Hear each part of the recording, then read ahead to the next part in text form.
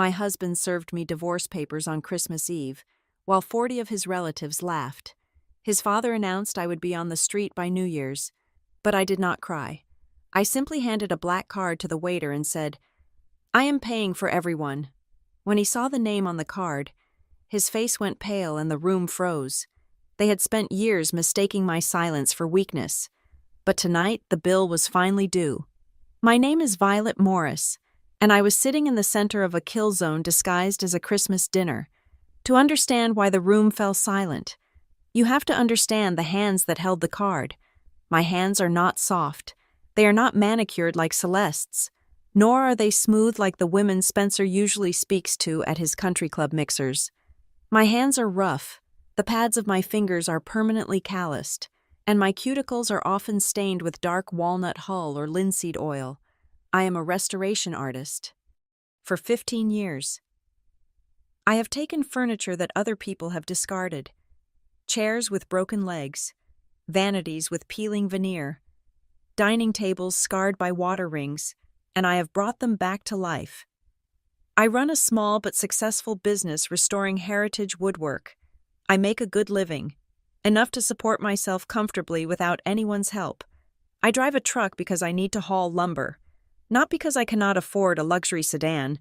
I wear work boots because safety matters more than fashion.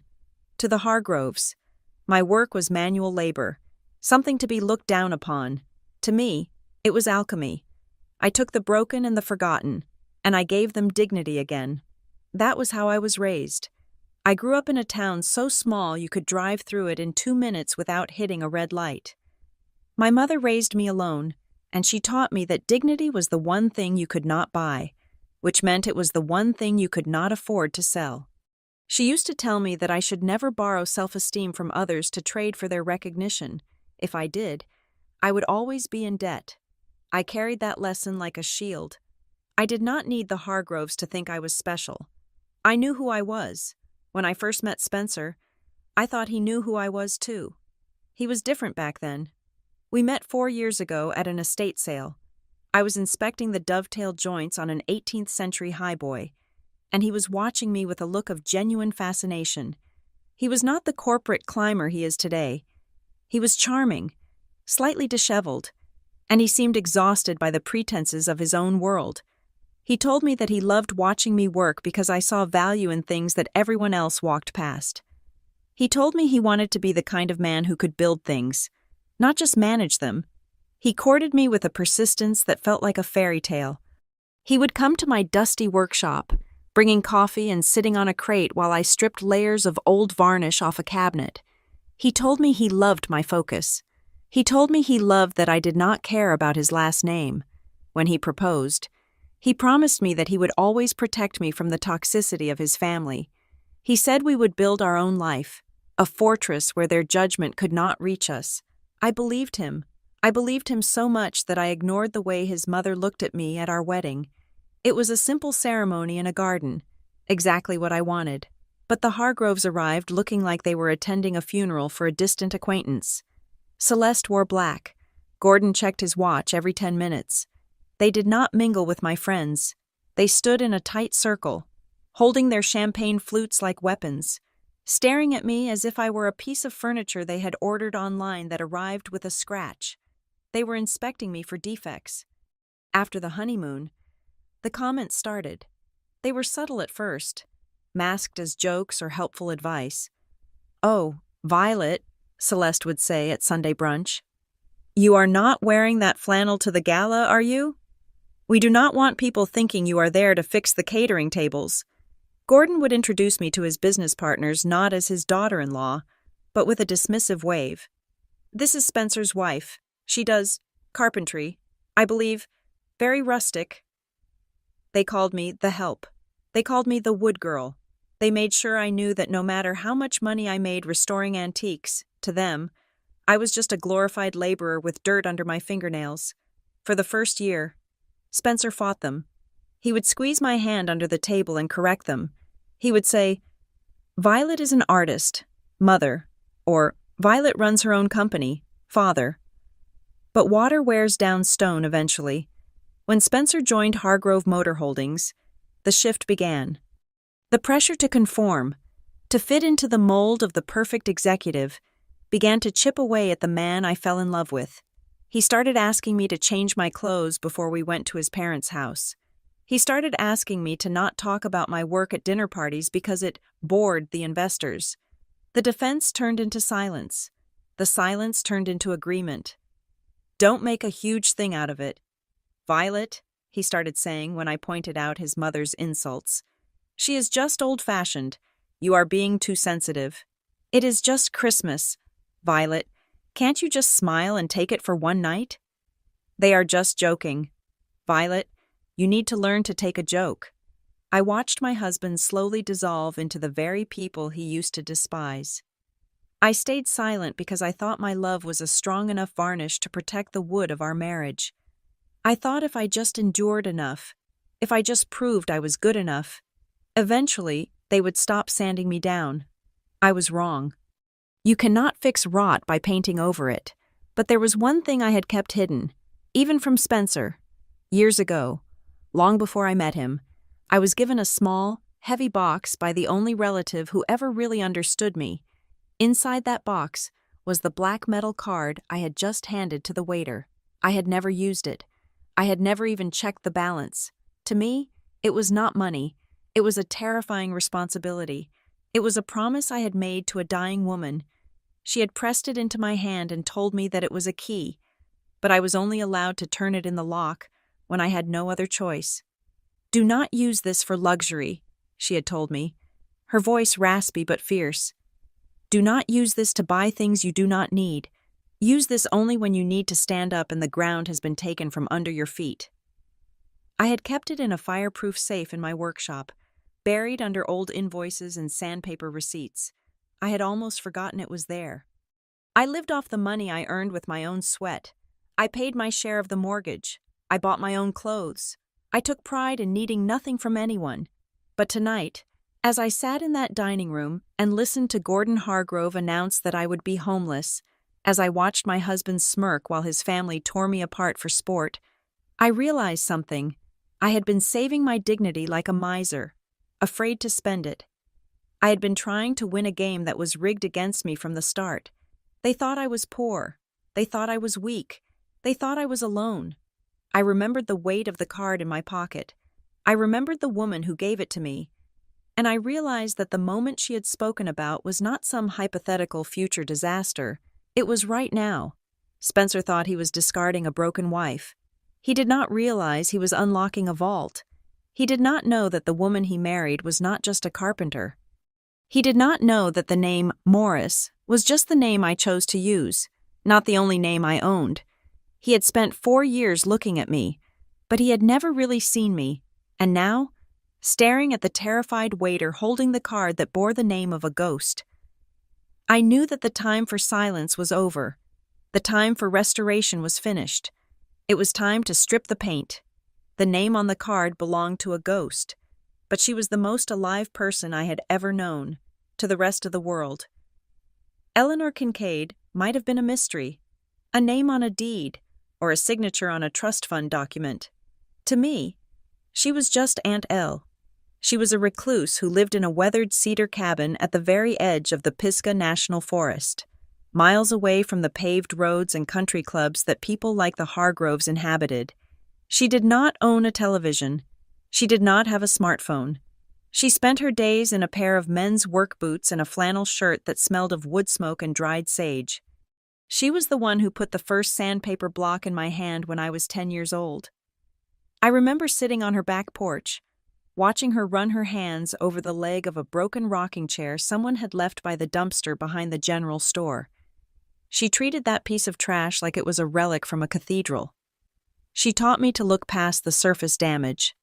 She taught me that the cracks in the wood were not mistakes, but history. Most people only see what is broken. "Violet," she told me once, her voice rough like the bark of the oak trees surrounding us. "They are trained to throw things away. They want shiny. They want new. They are terrified of things that have lived a life. But you and I? We see the bones. We see what is underneath the paint." Eleanor was the only family I had who never looked at me with pity. My mother loved me. but she was always worried about our lack of money, always apologetic that she could not give me the life other girls had. Eleanor never apologized. She acted as if we were the richest people in the world because we knew how to build things with our own hands. "Do not let anyone appraise you by the noise they make," she used to say, staring into the fire. "A hollow drum makes the most noise. Violet, gold does not make a sound when it sits in the ground. It just is." I did not realize then that she was training me. I thought she was just teaching me how to fix furniture. I did not know she was teaching me how to survive a room full of people like the Hargroves. On my 18th birthday, the day I was packing my bags to leave for trade school, Eleanor called me out to the porch. It was raining, a cold, gray drizzle that soaked into the earth. She reached into the pocket of her oversized coat and pulled out a small, velvet box. I expected a locket, maybe a ring that had belonged to her mother. Instead, she handed me the heavy, black metal card. I stared at it, confused. It had no bank logo, no expiration date, just her name and a magnetic strip. It looked industrial, almost military. "What is this?" I asked. "It is a key," Eleanor said simply. "A key to what?" She didn't answer the question directly. She leaned forward, her steel-gray eyes locking onto mine with an intensity that made me shiver. "Listen to me carefully, Violet. This is not for buying clothes. It is not for vacations. It is not for making life easy." She closed my fingers over the card. Her grip was surprisingly strong. "Do not use this when you are angry," she commanded. "Anger is cheap. Anger burns out. If you use this in anger, you will waste it.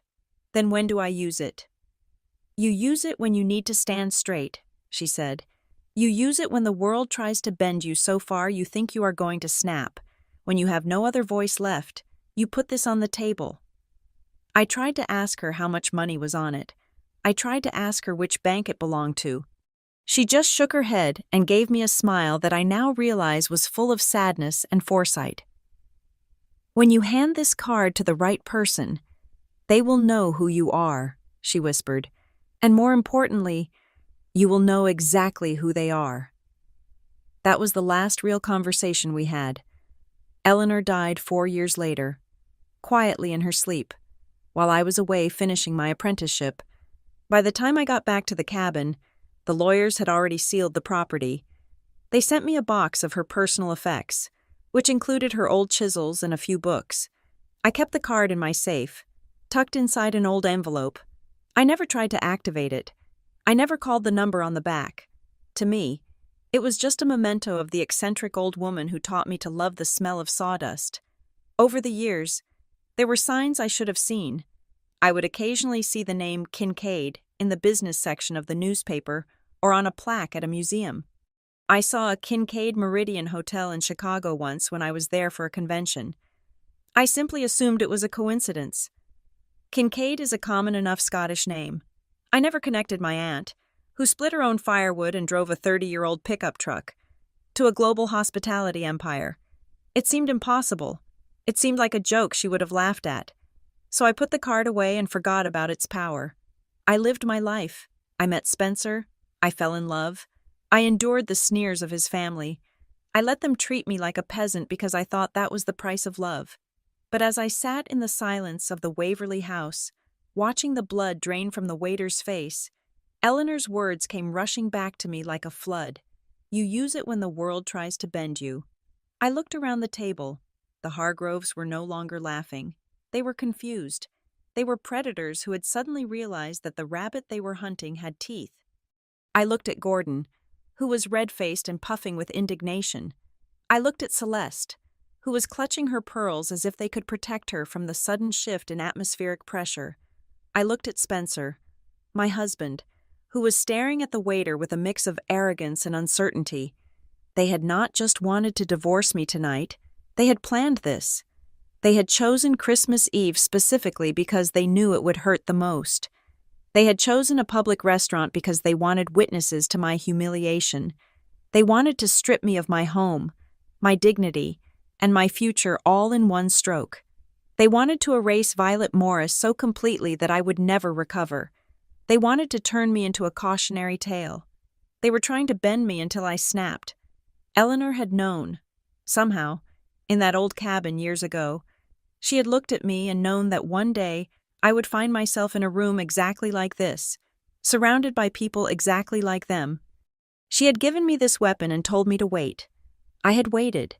I had waited through 4 years of insults. I had waited through the prenup. I had waited through the loneliness, but I was not waiting anymore. The waiter, Eli, looked up from the card. He looked terrified to speak, but he knew he had to. He looked at the general manager who was now hurrying across the dining room floor, summoned by some silent alarm that the system had triggered. I took a sip of my water. My hand did not shake. "Is there a problem with the payment?" I asked, my voice calm, cutting through the tension. Spencer let out a nervous laugh. "Of course there is a problem. The card is fake, obviously, or it is declined. Just put it on my tab, Eli, and let's get her out of here." But Eli did not move towards Spencer. He stayed right next to me, as if I were the only person in the room who mattered. "No, sir," Eli said, his voice trembling. "The card is not declined." Eleanor was right. I finally knew who they were. They were small people standing on piles of money to make themselves feel tall, and in a few seconds, they were going to find out that I was not standing on the ground at all. I was standing on a mountain I hadn't even known I owned. The decay of my marriage did not happen in a single explosion. It happened slowly, like rot eating away at a structural beam behind a beautifully painted wall. You do not see the damage until the roof is already collapsing on top of you. The shift began the day Spencer finally accepted the position of Vice President of Operations at Hargrove Motor Holdings. Before that, he had kept a healthy distance from the family empire, but the allure of power and the constant pressure from Gordon eventually wore him down. When he put on that executive suit, he seemed to take off his empathy and leave it in the closet. He stopped looking at the world with curiosity and started looking at it through a spreadsheet. Everything became a calculation of risk and return on investment. People were no longer human beings. They were assets or liabilities. And unfortunately, under the constant whispering of his mother, I was rapidly being reclassified as a liability. Celeste was relentless. She did not attack me with a knife. She used a dropper, dispensing poison into Spencer's ear 1 drop at a time. I would hear snippets of it when they thought I was out of earshot. Or worse, she would say it right in front of me disguised as concern. "Spencer, darling," she would say over tea, disregarding my presence entirely.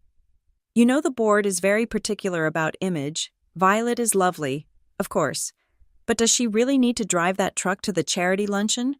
It sends a mixed message. We want investors to see prosperity, not maintenance." In the beginning, Spencer would laugh it off, but 6 months into the job, he stopped laughing. He started nodding. "She has a point, Violet," he told me one evening as I was scrubbing varnish off my hands. "We are trying to close a deal with the Japanese delegation. Maybe you could just sit this one out? You know you get bored at these things anyway, and I need to focus." He was editing me out of his life, cropping me out of the picture so the composition would look cleaner for the shareholders. Then came the prenuptial agreement. We had been married for 2 years when Gordon decided that the family assets were too exposed. He sat us down in his study, a room that smelled of leather and intimidation, and slid a document across the desk. It was thick, aggressive, and entirely retrospective. "It is just a post-nuptial formality," Spencer said. Avoiding my eyes, he was fidgeting with his cufflinks, a nervous tic he had developed since working for his father. "Dad just wants to make sure the company stock is protected.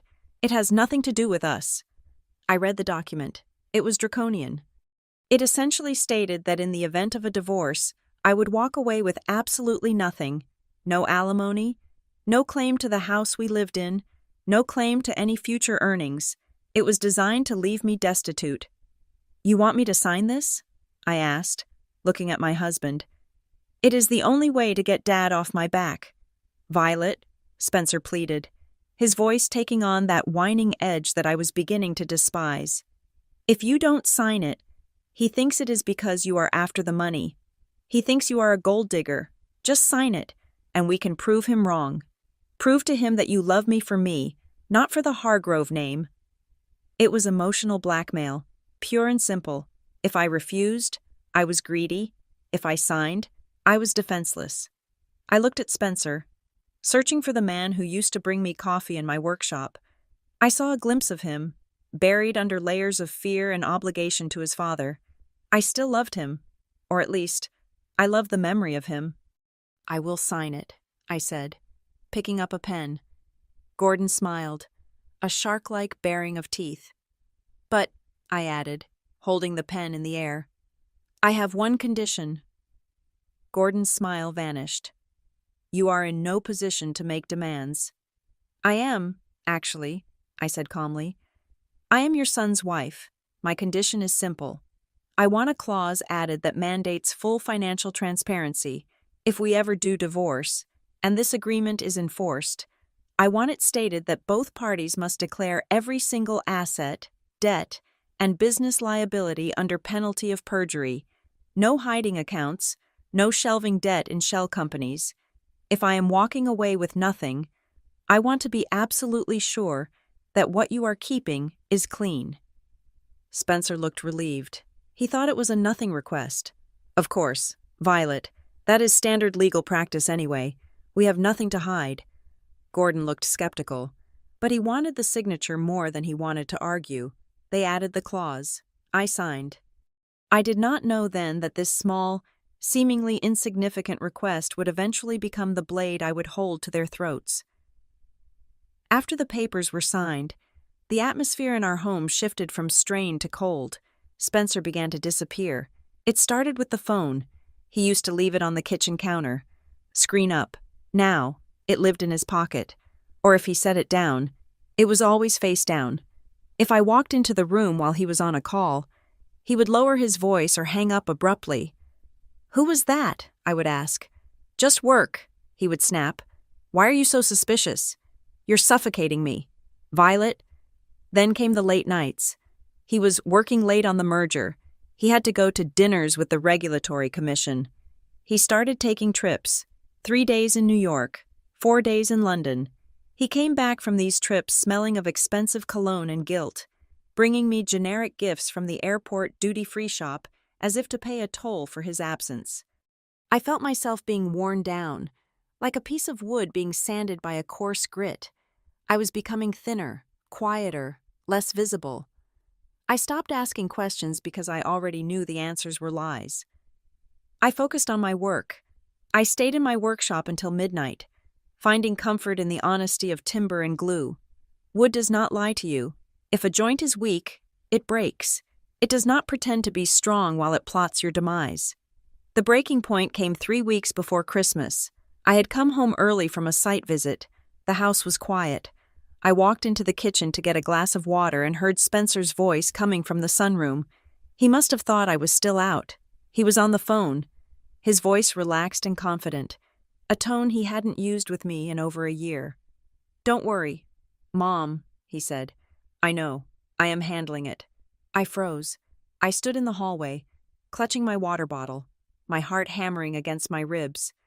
"I am not going to let it drag into the next fiscal year." Spencer continued. "I agree. She is just dead weight at this point. I will end this before the new year. To keep it clean. It will be my Christmas present to myself." He laughed. It was a cold, dismissive sound.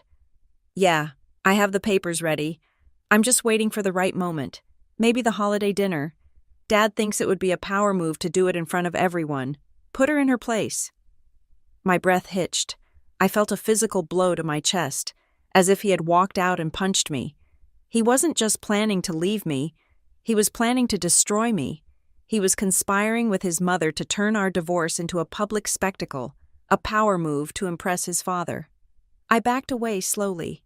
I did not storm into the room. I did not scream. I did not throw a vase against the wall.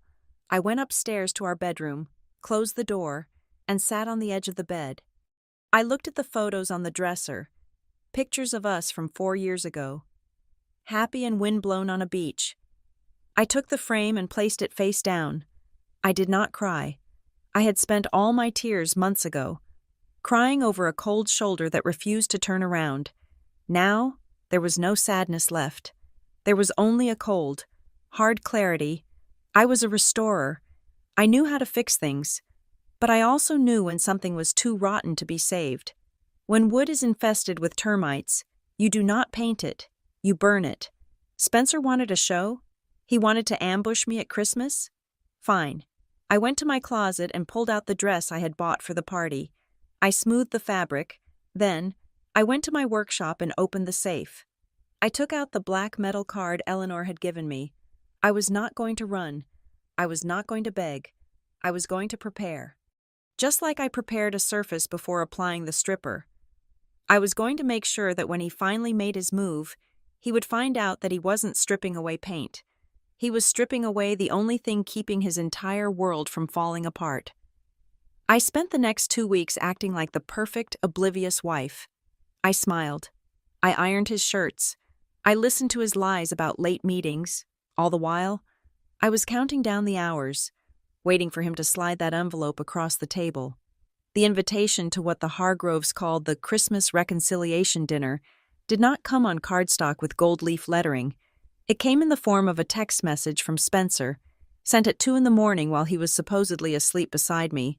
It was short, devoid of affection, and read more like a subpoena than a request for my company. Dinner at the Waverly House, 7 o'clock. Wear the navy sheath dress, not the floral one. Mother says the floral one looks cheap. I stared at the screen in the dark, feeling the cold light sting my eyes. He was not asking me to dinner. He was dressing a prop for a stage play. I knew exactly what the evening was going to be. He called it a reconciliation, a chance to smooth things over before the holidays. But I knew from the phone call I had overheard that it was actually an ambush. When I walked down the stairs that evening, Spencer was waiting in the foyer. He was dressed in a tuxedo that cost more than my truck, checking his watch with impatient jerks of his wrist. He looked up as I descended, his eyes scanning me not with desire, but with the critical, unfeeling gaze of a quality control inspector looking for a defect. "Fine," he muttered, adjusting his cufflinks. "That will do. Just try not to slouch. And please, Violet, if Uncle Julian asks about the market, do not tell him you don't follow stocks. Just smile and nod. We need his capital for the expansion." "I understand," I said quietly. "I am just there to be decoration." He didn't even deny it. He just opened the front door and walked out, expecting me to follow 2 steps behind. The private dining room at the Waverly House was cavernous, designed to make everyone inside feel important and everyone outside feel small.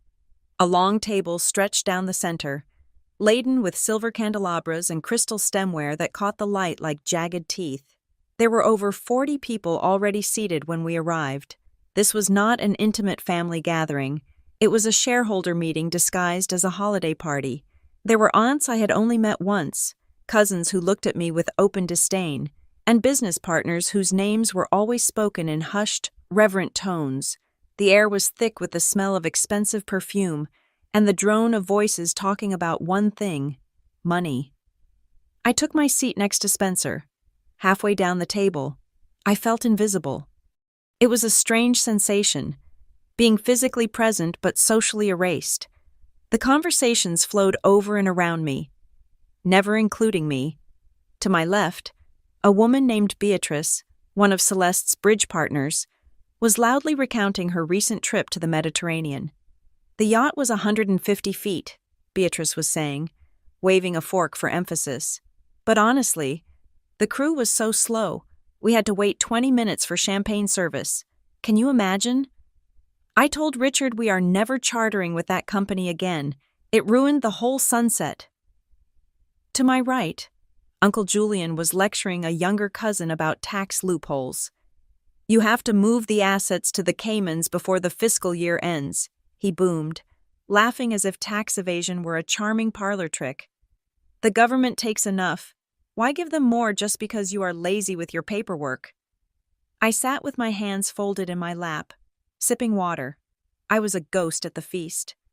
I watched them eat, watch them drink, watch them preen. They were all so desperate to prove they mattered, measuring their worth in footage of fiberglass hulls and percentages of yield. Then, the eye of the storm turned toward me. It happened during the lull between the appetizer and the main course. Gordon Hargrove, seated at the head of the table like a king on a throne, cleared his throat. The sound was like a gavel striking wood. The room quieted down. Sensing that the patriarch wanted to speak, his eyes, cold and hard as flint, locked onto me. "So, Violet," Gordon said, his voice booming enough to reach the far corners of the room. "Spencer tells me you are still playing around with that little furniture hobby of yours." The table went silent. 40 pairs of eyes shifted to me. I could feel the heat rising in my cheeks, but I forced my spine to stay straight. Eleanor's voice echoed in my head. "Do not let them bend you." "It is not a hobby, Gordon," I replied, my voice steady. "It is a restoration business. We had a very profitable year," Gordon chuckled, a low, rumbling sound that invited everyone else to join in. "Profitable," he repeated, tasting the word like it was a bad oyster. "Cute. You sand down old chairs, don't you? Tell me, how many chairs do you have to sand to afford a single bottle of the wine we are drinking tonight?" A ripple of tittering laughter moved through the room. "It is honest work," I said, refusing to look down. "There is value in saving things that have history. History doesn't pay for memberships at the country club, my dear," Gordon sneered. "History doesn't buy security. It is quaint, I suppose, like a child selling lemonade. But let's be real. You are not exactly contributing to the Hargrove empire, are you?" I looked at Spencer. This was the moment. This was when a husband was supposed to step in. This was when he was supposed to say, "That is enough, Dad." "She works hard and is talented." Spencer looked at his father, then looked at the table. He picked up his wine glass and swirled the red liquid. "She likes getting her hands dirty," Spencer said with a tight, apologetic smile directed at the guests, not me. "I keep telling her to hire people to do the grunt work, but she insists on wearing those overalls herself. It is eccentric." The betrayal hit me harder than Gordon's insult. He wasn't just failing to defend me. He was apologizing for my existence. He was signaling to the pack that I was weak, that I was unprotected, and that they could bite. Celeste, sensing the blood in the water, leaned forward. Her face was arranged in a mask of maternal concern that did not reach her eyes. "We just worry about you, Violet," she said, her voice dripping with condescension. "A woman of your age needs to think about the future. You need security. You cannot rely on manual labor forever. What happens when your hands give out? What happens when you are too old to scrub floors, or whatever it is you do?" "I restore antiques. Celeste, I do not scrub floors," I said, my patience fraying. "Same difference, really," she dismissed with a wave of her hand. "The point is, you are a liability.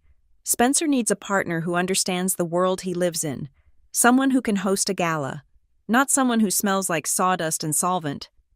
"I think I managed just fine," I said, though my voice was nearly drowned out by the murmurs of agreement around the table. "Oh, honey," Celeste laughed, looking around at her friends. "You try. We will give you that. You certainly try." The waiter arrived to clear the plates, but the tension didn't lift. It thickened. I realized then that they weren't just being rude. They were building a narrative. They were publicly establishing that I was unfit, unrefined, and unworthy. They were laying the groundwork so that when Spencer discarded me, everyone in this room would nod and say, "Well, of course, it was inevitable. She never really belonged." I looked around the room. From Gordon's smug grin to Celeste's faux pity, to the averted gaze of my husband. They thought they were the audience watching a comedy.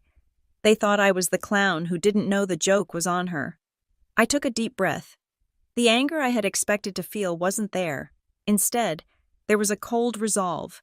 I touched the pocket of my blazer, feeling the outline of the metal card. They wanted a show? They wanted to see the poor little wood fixer put in her place? Fine. I watched Spencer reach into his jacket pocket. I saw the corner of the cream-colored envelope. I saw his hand tremble slightly. Not from regret, but from the adrenaline of the kill. He was about to deliver his lines. He was about to turn this dinner into a tragedy. But he had forgotten one thing. In a tragedy, everyone dies at the end. In a revenge story, the victim stands up. Is something wrong, Spencer? I asked, breaking the silence just as his hand touched the envelope. You look like you have something you want to get off your chest. He looked at me, surprised by my directness. Then his eyes hardened. The mask of the loving husband fell away completely, leaving only the corporate executioner. Actually, Violet, he said, his voice loud enough to silence the room once more. I do. The curtain was up, the spotlight was on, and they had no idea that the script had already been rewritten. The envelope hit the tablecloth with a soft, final thud that seemed to echo louder than the clinking of crystal in the crowded room. Spencer did not hand it to me directly. He pushed it across the white linen with 2 fingers, treating the document as if it were contaminated, something he needed to distance himself from physically as well as legally. I should have done this a long time ago, Spencer said. His voice was cold, stripped of any lingering affection. It was the voice of a man who had rehearsed this line in the mirror until he believed it was the truth. I am tired of pretending, Violet. We both know this does not work. You do not fit here. I looked at the envelope. It was thick, sealed, and heavy with the weight of my displacement. I did not reach for it immediately. I simply let it sit there, a physical barrier between us. At the head of the table, Gordon Hargrove stood up, his face flushed with wine and triumph. He raised his glass high, the candlelight fracturing through the amber liquid. "To the new year!" Gordon bellowed, his voice booming over the heads of the 40 guests. "And to shedding dead weight. By the 1st of February, my son will be a free man, and we will finally have the house back to its proper standards. No more sawdust in the driveway." He paused, looking directly at me with a sneer that twisted his mouth. "You will be on the street before the Super Bowl, darling," Gordon announced, pointing his glass at me. "But do not worry. I am sure there is a shelter somewhere that appreciates rustic charm." The room erupted. It wasn't just a polite chuckle. It was a roar of applause. My husband's family, his colleagues, the people I had cooked for and tried to befriend for 4 years. They were clapping. They were celebrating the destruction of my life as if they had just witnessed a touchdown. I looked at Spencer, really looked at him. For years, I had seen him through the lens of our early days. The man who loved old wood, the man who wanted to build things. But that man was gone. Perhaps he had never existed. Sitting across from me now was not a husband. He was a terrified little boy in an expensive suit, desperate for his father's approval, willing to sacrifice his wife just to get a pat on the head from the patriarch. He wasn't divorcing me because he hated me. He was divorcing me because he was too weak to love me against their wishes. The realization washed over me, cold and clarifying. I did not feel heartbreak. I felt disgust. "Well?" Celeste's voice cut through the applause. She leaned in, her eyes gleaming with malice. "Go on, Violet. Open it. Sign it. Do it right here so we can all witness it. Save us the legal fees of chasing you down." "Yes, do it," Mason chimed in from down the table, laughing. "Don't be a spoil sport, Violet. Don't make a scene on Christmas. Just sign your name and leave. We have dessert coming." "Do you even have a pen?" someone else shouted. "Or do you use a crayon?" The laughter surged again. They were goading me. They wanted tears. They wanted me to throw the water glass, to scream, to break down so they could point their fingers and say, "See? She is crazy. She is trash." I refused to give them the show they paid for. I reached out and picked up the envelope. My movements were slow, deliberate. I did not open it. I did not tear it. I folded it in half, creasing the paper with a sharp, precise pressure of my thumb. Then I folded it again. I placed the folded square into the inner pocket of my blazer. right next to the metal card that was burning against my ribs. I stared at Spencer. He shifted in his seat, unnerved by my silence. He expected begging. He got stone. I raised my hand. The movement was small, but in the sudden quiet of my refusal to react, it drew attention. Eli, the young waiter who had been hovering near the wall, looking increasingly uncomfortable with the family's cruelty, stepped forward. "Yes, ma'am?" Eli asked. His voice hushed. "I am ready for the check," I said. My voice was not loud, but it carried. It was the voice I used when I negotiated lumber prices, firm, unyielding, and final. "I want to pay for the entire table, everything, the food, the bar tab, the room rental." For a second, there was total silence. Then, Spencer burst out laughing. It was a harsh, barking sound. "Oh, stop it," Spencer said, shaking his head. "You are delirious. You are going to pay? With what? The change in your truck's ashtray?" "She probably thinks she can wash dishes to pay it off," Mason yelled. "Better get an apron. Violet, that is a $15,000 bill." "Gordon," Celeste said, rolling her eyes, "get security. She is having a breakdown. It is embarrassing." "You heard my wife," Gordon sneered. "She wants to pay. Let her try. Go on, boy." He signaled to Eli. "Bring her the machine. Let's see the decline message. It will be the highlight of the evening." Eli looked at me, his eyes wide with apology. "Ma'am, are you sure? The total is—" "Bring it, Eli," I said gently. When he returned with the payment terminal, the entire table was leaning in. They were practically salivating, waiting for the red light, the beep of rejection, the final humiliation that would send me running out the door in tears. I ignored them. I reached into my pocket. I did not pull out the debit card Spencer monitored. I did not pull out the emergency cash I kept in my boot. I pulled out the matte black card. The lighting in the room was dim, warm and yellow, but the card seemed to suck the light into itself. It was stark, industrial, and undeniably powerful. I held it for a moment, letting the weight of it settle in my hand. This was Eleanor's voice. This was her spine, loaned to me from the grave. I handed it to Eli. "Run it," I said. Spencer's smirk faltered. He squinted at the card. He had never seen it before. He didn't know I had it. "What is that?" he asked, his voice losing some of its arrogance. "What kind of card is that?" "A library card," I said coldly. "I am checking out." Eli took the card. He looked at the front. I saw the moment the name registered. His eyes bulged. He looked from the silver engraving to my face, his mouth opening in a perfect O of shock. The color drained from his skin so fast he looked like he might faint. He did not swipe the card. He held it with two hands, trembling. "Sir," Gordon barked, impatient. "What is the holdup? Tell her it is declined so we can go back to our dinner." Eli looked up at Gordon, then back at me. He swallowed hard. When he spoke, his voice was a terrified whisper that silenced the entire room more effectively than a scream. I cannot run this here," Eli stammered. "I have to get Mr. Renshaw. Immediately." "Why?" Spencer demanded, standing up. "Is it fake?" Eli looked at my husband with a mixture of fear and disbelief. "No, sir," the waiter said, clutching the card to his chest. "It is not fake. It is the owner's key." Eli stared at the card in his hands, as if it were a live grenade that had just had the pin pulled.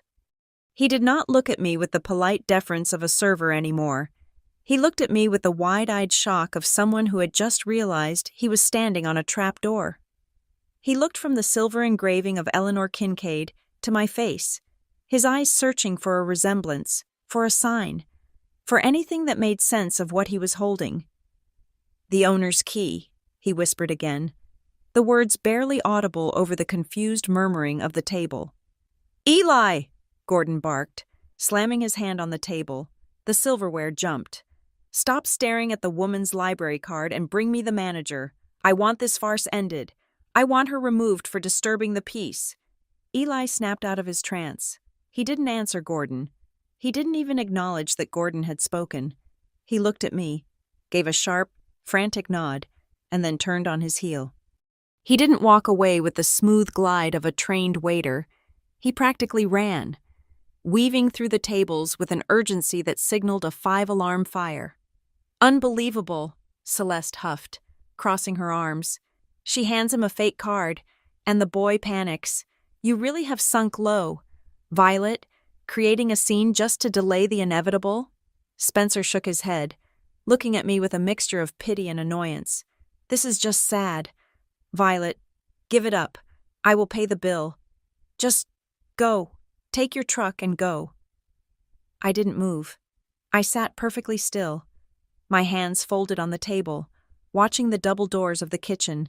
For 2 minutes, the room was filled with the sounds of the Hargroves rewriting reality. They joked that I had probably given the waiter a grocery store loyalty card. Mason made a bet with his cousin that I would be arrested for fraud before dessert was served. They were so confident in their world, so sure that the laws of gravity applied only to people like me, not people like them. Then the kitchen doors swung open. It wasn't Eli who came out first. It was Mr. Renshaw, the general manager of the Waverly House. I knew Mr. Renshaw by reputation. He was a man who terrified his staff, a figure of absolute authority who managed this restaurant like a military operation. I had seen him greet Gordon before, always with a deep bow, a sycophantic smile, and a "Mr. Hargrove, right this way." But tonight, Mr. Renshaw was not smiling. He was pale. He was walking with a rigid, fast-paced stride, flanked by Eli and 2 men in dark suits who I recognized as the head of security and the floor director. They marched straight toward our table. The chatter in the room died down. Gordon leaned back, a smug grin returning to his face. "Finally," Gordon said loud enough for Renshaw to hear. "Renshaw, about time. My daughter-in-law here is trying to pass off some fraudulent payment method. I want you to—" Renshaw walked right past Gordon. He didn't look at him. He didn't even pause to acknowledge the man who had spent tens of thousands of dollars in this establishment over the last decade. Renshaw stopped directly in front of me. He clasped his hands in front of him and bowed, lower and more respectfully than I had ever seen him bow to anyone. "Ms. Morris," Renshaw said. His voice was breathless, as if he had run all the way from his office. He didn't call me Mrs. Hargrove. He used the name on my driver's license, the name I had kept legal for business purposes, the name I had started with. The table went dead silent. Spencer frowned, confused. "Renshaw," Spencer interrupted. "Her name is Mrs. Hargrove, and we are trying to resolve a payment issue." Renshaw held up a hand, silencing my husband without looking at him. He kept his eyes fixed on me. "Ms. Morris," Renshaw repeated. "We received the alert from the terminal. I apologize for the delay. The system, well, to be honest, nobody has used a black onyx card in this facility in 7 years. We had to manually verify the serial number with the Central Trust database." "And?" I asked calmly. "And the verification is complete," Renshaw said. "The card is authentic. It triggered the owner access protocol immediately upon insertion." "Owner access?" Gordon sputtered, standing up. "What are you babbling about? Renshaw? I am a platinum member here. I know every owner of this building. The Waverly House is owned by a holding group in Chicago."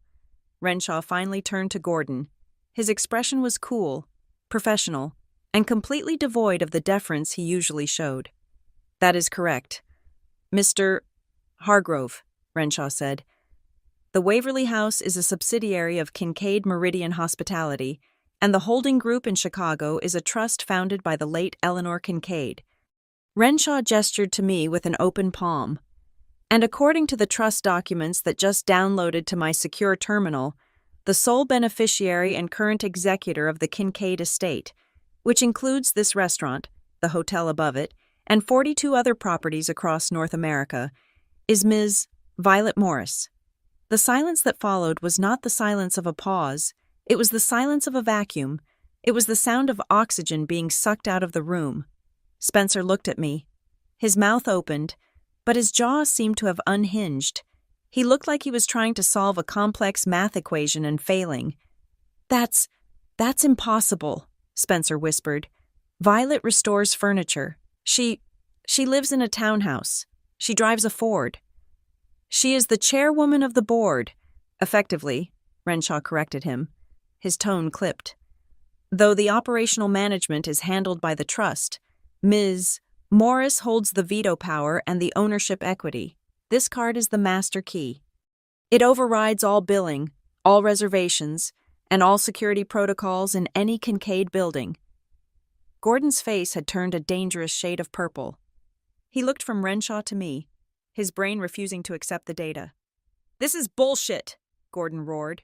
"It is a scam. She is a nobody. I want to see the papers. I want to see proof of ownership right now." He lunged forward, as if to grab the card from Eli's hand, before Gordon could take 2 steps. The 2 security guards behind Renshaw stepped forward, blocking his path. It was a fluid, practiced motion. They didn't touch him, but the wall of broad shoulders was a clear warning. "Mr. Hargrove," Renshaw said, his voice dropping an octave, becoming dangerous. "You are shouting at the owner of this establishment. I have confirmed the identity through the biometric chip in the card and our legal department in Chicago. If you continue to raise your voice, I will have you escorted off the premises, and I will not ask politely." Gordon froze. He looked at the security guards, then at the table of his peers who were watching him being dressed down by a restaurant manager. The humiliation was physical. He slumped back into his chair, gasping for air. Celeste was staring at me with wide, terrified eyes. She looked at my cheap blazer, my work-rough hands, and suddenly, she didn't see poverty. She saw eccentric wealth. She saw the kind of money that didn't need to shout, because it owned the building the shouters were standing in. "Violet," Spencer said. His voice was small. He sounded like a child waking up from a nightmare only to find the monster was real. "Is this true? Aunt Eleanor? The woman with the cabin?" I looked at him. I looked at the man who, 10 minutes ago, had slid divorce papers across the table to humiliate me. I looked at the man who had let his family laugh at my impending homelessness. "She wasn't just a woman with a cabin, Spencer," I said softly. "She was a woman who knew the difference between value and price, something you never learned." I turned to Renshaw. He straightened up, waiting for my command. "Mr. Renshaw," I said, "thank you for clarifying the situation. Of course, Ms. Morris, how would you like to proceed? Shall I clear the room? We can close the restaurant for your private use immediately." I looked down the long table. 40 people who had mocked me were now looking at their plates, terrified to make eye contact. Mason was pretending to text. Beatrice was aggressively drinking water. They were scrambling to rearrange their understanding of the universe. I picked up the black card from Eli's hand. It was cold and heavy. "No need to close the restaurant," I said. "I just have one question." I looked directly at Gordon, then at Spencer. "Since I own the place," I said, a small, cold smile touching my lips, "am I still paying for this dinner? Or is it on the house?" Renshaw didn't even blink. "For you, Ms. Morris, it is always on the house. However, for non-owners," he trailed off, glancing at the stack of expensive wine bottles on the table. "The standard rates apply." "Good," I said. "Then bring me the bill. I said I would treat everyone, and unlike the Hargroves, I keep my promises." I saw Spencer flinch. The realization was hitting him in waves. I wasn't just rich, I was powerful, and he had just handed me a piece of paper that legally severed his connection to me 2 weeks ago. He had thrown away the lottery ticket after the numbers were drawn. "Violet," Spencer stammered, reaching a hand out across the table. "Violet, wait, we need to talk. There has been a misunderstanding." "No, Spencer," I said, putting the card back in my pocket. "The misunderstanding was yours, and you corrected it when you signed those papers on December 10th. The silence that had fallen over the room did not last long. It was replaced by a sound that was far more nauseating than the laughter had been. the sound of 40 people simultaneously backpedaling. The transformation was instantaneous and grotesque. The same faces that had been twisted in mockery only moments ago were now rearranging themselves into masks of ingratiating warmth. It was as if a light switch had been flipped, illuminating the fact that I was not the prey, but the person holding the shotgun. "Violet, darling," Aunt Beatrice cooed, leaning across the table with a smile that showed too many teeth. "I always said you had such a distinguished air about you. You know, we must get lunch next week. I would love to hear more about your restoration work. I have an antique armoire that needs looking at." "Yes, absolutely," Uncle Julian chimed in, suddenly finding me fascinating. "And about that market talk earlier, I hope you know I was just jesting. Smart girl like you, I bet you have a diversified portfolio. We should sit down and discuss strategy. I have some openings in my private fund." "Violet, is that really Eleanor Kincaid's legacy?" a cousin asked, eyes wide with greed. I read about the Kincaid Trust in Forbes. They said it was one of the most solvent liquidity pools in the Midwest. I watched them, feeling a cold knot of revulsion tighten in my stomach. They were cheap. That was the only word for it. Their cruelty was cheap, and their kindness was even cheaper. They did not respect me any more than they had 5 minutes ago. They just respected the power I suddenly wielded. They were like sunflowers that turned not toward the sun, but toward the scent of money. I did not answer any of them. I simply took a sip of my water, letting the silence stretch until it became uncomfortable again. Spencer, who had been sitting frozen, suddenly seemed to reboot. He shook his head as if to clear the static and reached out, grabbing my wrist. His grip was firm, possessive, the touch of a man who was used to steering me where he wanted me to go. "Violet," he whispered, his voice urgent and low. "We need to leave, now. People are staring. Let's go home and talk about this in private." I looked at his hand on my wrist. It looked like a foreign object. "Home?" I asked, my voice flat. "You mean the house you just ordered me to vacate by February?" "Don't be like that," he hissed, glancing nervously at his father. "I didn't mean it. It was just stress. The merger has been hard on me. You know I love you. We can fix this. Just come with me." He tugged on my arm, expecting me to follow. He actually believed that he still had the right to decide the pace of my breathing. He thought that because we were married, he could drag me out of the room and spin a narrative that would put me back in my box. I did not stand up. I yanked my arm back with a sharp, violent motion that made him recoil. "Do not touch me," I said. I didn't shout, but the command was absolute. "You lost the right to touch me when you slid those papers across the table." "Violet, please," Celeste interrupted, leaning in with a look of frantic benevolence. "You are overreacting, sweetie. You misunderstood the situation entirely.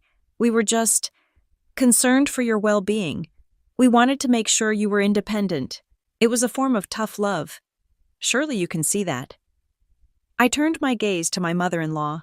She was trembling slightly, her diamond earrings shaking with the vibration of her fear. "Tough love?" I repeated. "Is that what you call it?" "Of course," she smiled, though her eyes were darting around the room, checking the exits. "We are family. Families have rough patches, but we always come back together." "Celeste," I said, leaning forward so that only the people closest to us could hear the ice in my voice. "When Gordon announced that I would be on the street by New Year's Day, you didn't look concerned. You clapped, you raised your glass, and you toasted to my homelessness." Her smile faltered. I was just being supportive of Gordon." "You clapped," I said again, cutting her off. "I saw your face. You were delighted. So do not insult my intelligence by pretending you were acting out of love. You were acting out of malice. And now that you know I can buy and sell this entire building, you are acting out of fear." Gordon, who had been sitting in stunned silence, finally found his voice. He was a businessman, and when he backed into a corner, he did not apologize. He negotiated. He straightened his tie, cleared his throat, and tried to summon the commanding aura of the CEO of Hargrove Motor Holdings. All right, let's all take a breath, Gordon said, his voice gruff but noticeably less aggressive. Violet, clearly there are assets here we were unaware of. Significant assets. This changes the dynamic. Does it? I asked. It does, he insisted. Hargrove Motors is looking for a hospitality partner for our new luxury line launch. We need venues, high-end venues. If you control Kincaid Meridian, there is a lot of synergy here. We could work out a preferred vendor contract. Keep it in the family. It would be mutually beneficial. He looked at me expectantly, as if offering me a business deal was a grand favor that would erase the last hour of humiliation. He actually thought he could pivot from evicting me to partnering with me in the span of 10 minutes. I laughed. It was a dry, humorless sound. Synergy, I mocked. 10 minutes ago, you told 40 people that I was a child selling lemonade. You asked me how many chairs I had to sand to afford a bottle of wine. You turned my livelihood into a punchline. I was just making conversation, Gordon blustered, his face reddening again. No, Gordon, you were making a statement, I said. You were celebrating the fact that you thought I was powerless. You wanted to see me beg. And now you want to sign a contract? You think I would let a Hargrove car park in the valet lot of one of my hotels, let alone sign a partnership? Gordon opened his mouth to argue, but I cut him off. The answer is no, and it will always be no. Mr. Renshaw stepped into the small gap of silence that followed. He stood beside my chair like a sentinel, his demeanor projecting absolute loyalty to the card I held in my pocket. Ms. Morris, Renshaw said quietly, bending down so his voice was for my ears only, you have full discretion here. Under the owner's protocol, I can suspend alcohol service to this table immediately. I can also have security escort any individual or the entire party off the premises. You just say the word. I looked around the table. Spencer was staring at his hands, defeated. Celeste was pale and fidgeting. Gordon was fuming, his ego bruised beyond repair. The rest of the guests were awkwardly picking at their food, terrified that if they made eye contact, I would remember they had laughed too. It would be easy to kick them out. It would be satisfying to watch security drag Gordon Hargrove out into the snow on Christmas Eve. It would be the kind of dramatic justice they deserved. But it was too quick. If I kicked them out, they could go home, regroup, and spin a story about how I had gone mad with power. They could victimize themselves. No, Mr. Renshaw, I said, loud enough for Spencer to hear. Do not kick them out, and do not stop the wine. Keep pouring it. Let them order whatever they want. Are you sure, ma'am? I am sure, I said. I want them to stay. I want them to sit here in this beautiful private room, eating the food I am paying for, drinking the wine I am paying for, and knowing that they are only here because I allow it. I want them to sit in their own shame for the next 2 hours. It is a far worse punishment than the cold. I stood up. The chair scraped against the floor, and 3 people jumped. I, however, am leaving, I announced. Violet, wait, Spencer pleaded, standing up with me. Where are you going? Please, let me drive you. We can work this out. I looked at him with tired eyes. I am going to a hotel. Spencer, one of my hotels, where I know the locks work and the people don't despise me. I turned to walk away, but Renshaw stepped into my path, not to block me, but to deliver a message. His expression was grave. Ms. Morris, he whispered. Before you go, there is one more thing. What is it? When the system verified your identity, it triggered a secondary protocol. Renshaw said, Eleanor Kincaid left a physical file in the main safe of this property. It is a sealed envelope. The instructions explicitly state that it is to be given to you only upon the first use of the black onyx card. A letter? I asked, confused. She died 4 years ago. She was a woman who planned ahead, Renshaw said. He hesitated, then lowered his voice even further. The package is marked sensitive, and Ms. Morris. The digital note attached to the file reference mentions the name Hargrove. A chill went down my spine that had nothing to do with the winter air outside. Eleanor hadn't just left me money. She hadn't just left me a business. She had left me a weapon specifically designed for this enemy. She had known, somehow, she had known exactly who I would be up against. "Bring it to me," I said. "I have it in my office," Renshaw said. "I will walk you out." I turned back to the table one last time. Spencer was standing there, looking lost. Gordon was glaring at his plate. Celeste was weeping silently into a napkin. "Merry Christmas," I said, and then I walked out of the room, leaving the door open so they could watch me leave, knowing I would never walk back in. Mr. Renshaw led me to the penthouse suite of the Waverly House. He left me with a bottle of vintage water, a fruit plate I did not touch, and a heavy sealed manila envelope that smelled faintly of lavender and old paper. I sat on the velvet sofa, looking out at the city lights of Ashford. The snow was still falling, covering the tracks of the truck I had left in the parking lot and the luxury cars of the people who had just tried to destroy me. I broke the wax seal on the envelope. Inside, there was a handwritten letter from Eleanor and a thin file of business correspondence. "My dear Violet," the letter began. "If you are reading this, it means you have finally stopped apologizing for your own existence. Good." I felt a lump in my throat, but I swallowed it down. I read on. "Eleanor warned me that money does not change people. It only magnifies who they already are. She wrote about a specific type of predator, the kind who wears a tailored suit to hide a hollow soul. And then, she got specific. I know you married a Hargrove," she wrote. "I never liked that family. Years ago, Gordon Hargrove tried to secure a contract to supply our hotel fleet with luxury sedans. I turned him down, not because the cars were bad, but because the man was... He tried to bribe my procurement officer. A man who cheats to get through the door will steal the silver once he is inside. Be careful, Violet. If they think you are weak, they will try to take everything. Use the law. It is the only language they speak fluently." I turned to the business file. It was a rejection letter from Kincaid Meridian to Hargrove Motor Holdings, dated 10 years ago, citing ethical incompatibilities. Eleanor had seen through them a decade before I even met Spencer. The next morning, I did not go home. I went to the law offices of Kincaid Meridian in downtown Charlotte. A team of 3 lawyers, led by a sharp-eyed woman named Sarah Jenkins, was waiting for me. They had already pulled the public records on my husband and his family businesses.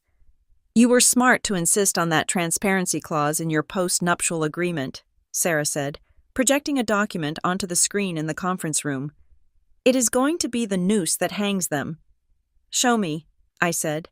"Spencer and Gordon assumed you would never have the resources to audit them," Sarah explained, tapping the screen.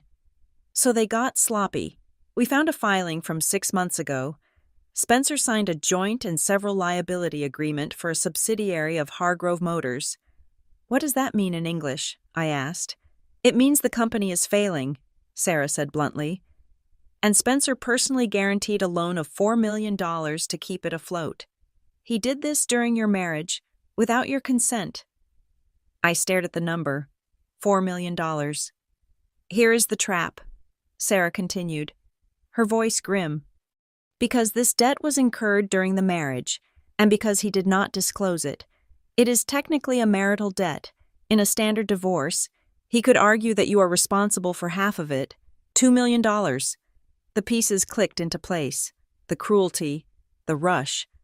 "He wants to divorce me now," I said slowly, "so he can stick me with $2 million of debt, while the prenuptial agreement strips me of any assets to pay for it. He wants to bankrupt me." "Exactly," Sarah nodded. "He gets the house, the stocks, and the cars. You get the debt and the street. It is textbook financial abuse." "File the motion," I said. "Demand full disclosure.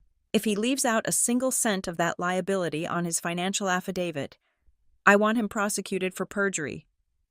By the afternoon, the legal summons had been delivered.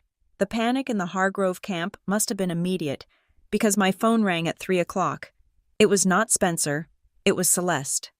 "Violet, darling," she said, her voice trembling. "We need to talk. Just us girls." Meet me at the bistro on 4th Street, please. I agreed. But not before Sarah wired me with a digital recorder. North Carolina is a one-party consent state, meaning I could legally record our conversation without Celeste knowing. When I arrived at the bistro, Celeste looked 10 years older than she had the night before. She was not wearing her usual diamonds. She looked frayed. "Violet," she said, reaching for my hand across the table. I pulled back. "Talk, Celeste," I said. "I have a meeting in 20 minutes. "We want to offer you a settlement," she whispered, sliding a napkin across the table with a number written on it. $50,000. "We know things got heated last night. Spencer is willing to give you this cash, right now, if you sign the original divorce papers today. No lawyers, just a clean break." $50,000, I repeated, looking at the napkin. "To cover a $2 million liability?" Celeste flinched. She knocked over the sugar dispenser. How do you know about that?" "I know everything. Celeste, I know about the loan. I know about the guarantee." "It is just business," she pleaded, her voice rising in hysteria. "Spencer is drowning. Violet, if that debt comes due, he loses his standing in the company. He needs to offload some of the risk. You are used to living simply? You can handle bankruptcy better than he can. It would destroy his reputation." "So I should ruin my life to save his reputation?" I asked, leaning in. "You don't understand," Celeste hissed. "We had to do it this way. The public shaming, the pressure at the dinner. It was the only way to get you to sign without reading the fine print. We knew you were stubborn. We had to break you so you would just want to leave." I felt a cold satisfaction settle in my chest. I had the confession. She had just admitted that the entire Christmas Eve dinner, the laughter, the insults, the applause, was a premeditated psychological attack designed to facilitate fraud. "Thank you, Celeste," I said, standing up. "That was all I needed to hear." "Wait, will you sign?" "No," I said. "I will see you in court." I walked out of the bistro and called Sarah. "I have the recording." "Good," Sarah said. "But we found something else. Something worse." "What?" "The house," Sarah said. "The divorce papers he tried to make you sign last night? We read the fine print on the property division section. It wasn't just about kicking you out. It included a quitclaim deed." "I know. He wanted the house," I said. "No, Violet, you do not understand. There is an audit scheduled for Hargrove Motors on January 5th. Spencer used the house, your house, the one with your name on the deed, as collateral for a secondary, short-term bridge loan to cover his gambling debts. He forged your signature on the loan application, but he cannot finalize the refinancing unless you are off the title." I stopped walking. The cold air filled my lungs. The urgency, the out-by-February threat, the Christmas gift of divorce. It wasn't just about hating me, it was a heist. Spencer had forged my signature to borrow money against our home. If the auditors came and saw the forgery, he would go to prison. He needed me off the deed before January 5th, so he could legally claim the house was his alone, retroactively validating the collateral. He wasn't just trying to hurt me, he was trying to make me an accomplice to his crime. I looked at the recorder in my hand. The game had changed. I wasn't just fighting for my dignity anymore. I was holding the evidence that could send my husband to jail. "Sarah," I said into the phone, my voice steady as steel. "Get the papers ready. I am not just countersuing for divorce. I am filing for fraud." The mediation took place on the 2nd of January in a conference room that smelled of floor wax and desperation. The holiday season was over, and the grim reality of the new year had set in for the Hargrove family. Spencer sat across from me, flanked by Gordon and a lawyer who looked like he had not slept in 3 days. They were no longer laughing. The arrogance that had filled the private dining room at the Waverly House was gone, replaced by a twitchy, frantic energy. They were cornered animals, and they knew it. Their strategy, however, was audacious. They were trying to play the victim. "We are arguing that Ms. Morris acted in bad faith, Spencer's lawyer began, shuffling papers with trembling hands. She knowingly concealed significant assets, specifically the Kincaid Trust, during the marriage. Therefore, we believe the prenuptial agreement is void, and Mr. Hargrove is entitled to an equitable share of the marital estate, including the Kincaid holdings. I sat silently next to Sarah, my lawyer. I did not need to speak. I just watched them try to rewrite history. Sarah adjusted her glasses and smiled. It was a shark smile. "That is an interesting theory," Sarah said calmly. "However, you seem to forget the specific terms of the trust. Eleanor Kincaid established the trust 5 years before the marriage. It is an irrevocable generation-skipping trust. Violet does not own the principal. She is the beneficiary, under North Carolina law, and specifically under the terms of the prenuptial agreement your client insisted upon. Inheritance kept in a separate trust is not marital property. Spencer is entitled to 0% of it." Gordon slammed his fist on the table. "This is entrapment. She sat at my table, listened to us worry about money, and said nothing. She deceived us." "Deceived?" I spoke for the first time. My voice was low, but it stopped Gordon mid-sentence. "You never asked. Gordon, you assumed. You looked at my hands, saw work calluses, and assumed I was poor. You looked at my clothes and assumed I was desperate. That is not deception. That is your own prejudice blinding you." "We want the house," Spencer blurted out, his eyes bloodshot. "The house is in both our names. I want my share of the equity, and I want alimony. I have become accustomed to a certain lifestyle that relied on her support." It was pathetic. The man who had mocked me for being a wood fixer was now claiming he needed my money to survive. Sarah pulled a file from her briefcase. "Actually, Spencer, we are glad you brought up the house and the lifestyle." She slid a document across the table. It was the audit report regarding the $4 million loan guarantee Spencer had signed.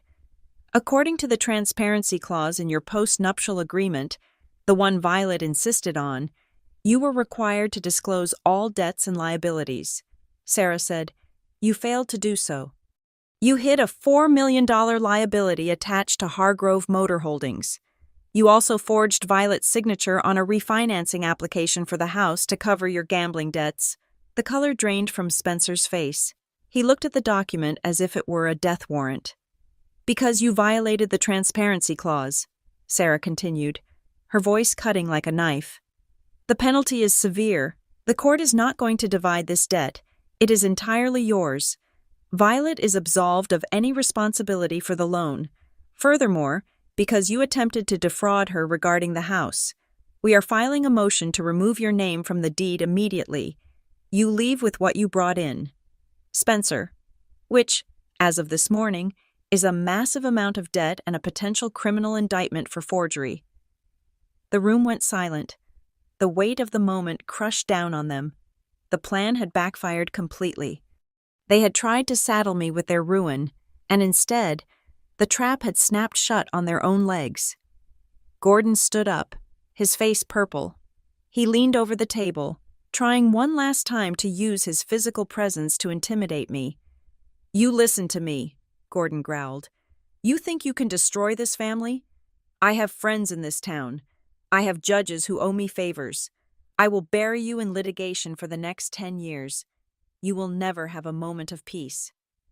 I looked at him. I remembered the way he had laughed on Christmas Eve. I remembered the way he had toasted to my homelessness. "Sit down, Gordon," I said. I didn't shout. I didn't have to.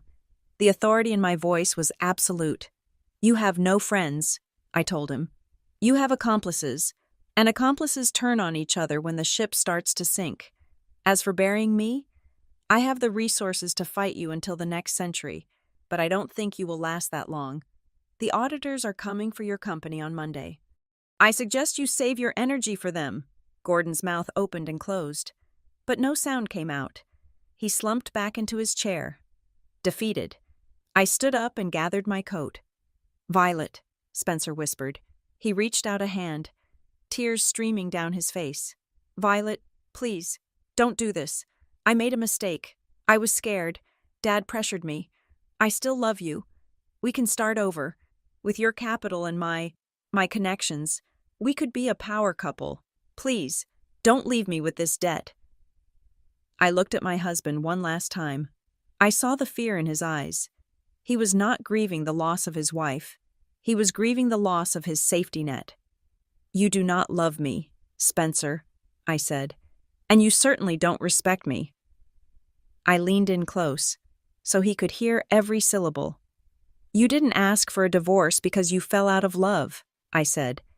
"You asked for a divorce because you thought I was worthless. You thought I had no value. So you tried to throw me away like a broken chair. You only want me now because you realized I am made of gold, but it is too late." "Violet, please," he sobbed. "Goodbye, Spencer," I said. "Try not to spend it all in one place." I walked out of the conference room and down the long hallway of the courthouse. I could hear Spencer crying behind me, but I didn't slow down. I pushed open the heavy double doors and stepped out into the crisp January air. The sun was shining. The sky was a brilliant, piercing blue. I took a deep breath, filling my lungs with the cold, clean air. I wasn't Violet Hargrove anymore. I wasn't the wood fixer. I wasn't the poor girl from the small town who should be grateful for a seat at the table. I was Violet Morris. I was a restorer. I had stripped away the rot, sanded down the rough edges, and revealed the strong, unyielding grain underneath. I walked to my truck, unlocked the door, and climbed in. I didn't look back at the courthouse. There was nothing there for me anymore. My life, my real life, was just beginning. Thank you so much for listening to my story. I would love to know where you are tuning in from. So please leave a comment below sharing your city or country. Let's see how far this story has traveled. If you enjoyed seeing justice served, please make sure to subscribe to the Olivia Revenge Stories channel, like this video, and hit that hype button to help us share more stories of truth and resilience with the world.